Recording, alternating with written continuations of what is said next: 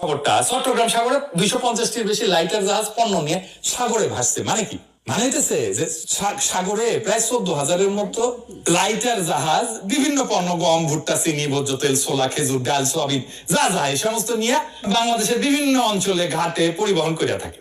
আমদানিকারকরা mother ভেসেলে বড় জাহাজে আমদানি করে, কিন্তু ওই যে মাদার ভেসেল এইটা আমাদের সমুদ্রে ঢুকতে পারে না, গভীরতা কম, সেজন্য আটকে যায়। সেজন্য ওইটা দূর সমুদ্রে এটা নোঙ্গর করে থাকে।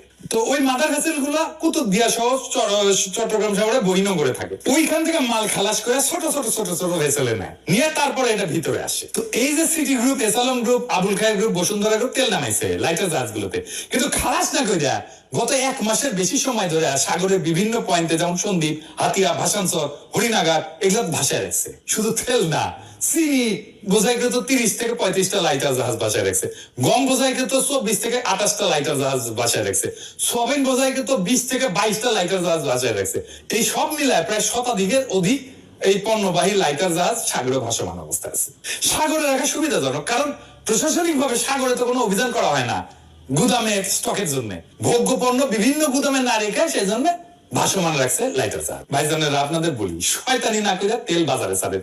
2 দিন টাইম দিলাম, বাজারে কৃত্রিম সংকট তৈরি করে আলগা মুনাফা কিন্তু আমি আমদানি দিতে পারি। ইনকা ভদ্র উপদেষ্টা না হয়ে আমি যদি উপদেষ্টা হলাম, ইনি বাণিজ্য উপদেষ্টা, তাহলে 2টা কাম করলাম। নেভি নিয়ে সাগরে রেট দিতাম, নিজে দাঁড়াই থাকা লক বইয়ে দেখতাম যে 1 মাস ধরে তেল নিয়ে ঘুরতেছে, তাহলে নগদে ডুবাই দিতাম ওইটা লাইটার বেসে, বুঝছাও।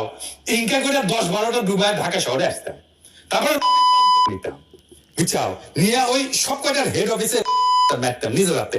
আর আমার ক্ষুদ্র ভাতার ভগিনীরা তেল খুঁজেন না, কয়েকদিন তেলই খামো না, হালা আমার দরকার হলে তেলই খামো। দেখি তেলের দাম কেমনে বাড়ায়। এবার রমজানে খেজুরের দাম কমেছে, তেলের দামও কমাবো ইনশাল্লাহ। খালি তেল কয়েকদিন কেনা বন্ধ রাখেন, এটা আমাদের বিপ্লব।